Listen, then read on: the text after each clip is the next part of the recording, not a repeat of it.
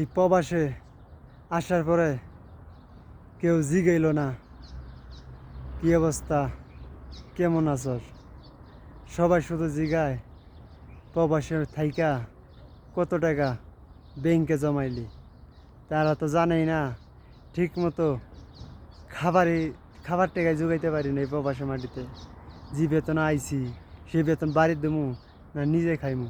600 টাকা খেতে লাগে সৌদি আরবে। আর এই পড়ে আছে এই মরুভূমির ভিতর। আপনারা কোন বাইরে কাজ, এই মরুভূমির ভিতর কোনো বাইরে কোনো কাজ আছে? মরুভূমির ভিতর কোনো বাইরে কোনো কাজ নাই। এই মরুভূমির ভিতর বাড়ি ঘরে নাই, আপনি কাজ করবেন কোন জায়গায়? কাজ করার মতো কোনো পজিশন নাই। এই কম এই কোম্পানি বেতন দিয়েই চলতে হয়। 600 টাকা বেতনে, 600 টাকা বেতনে আইসা ব্যাংকে কত লাখ টাকা জমাইছি এই খবর। টাকা না, ব্যাংকের টাকা প্রবাসী মাটিতে এই জঙ্গল থাইকা ব্যাংকে টাকা জমাইমু।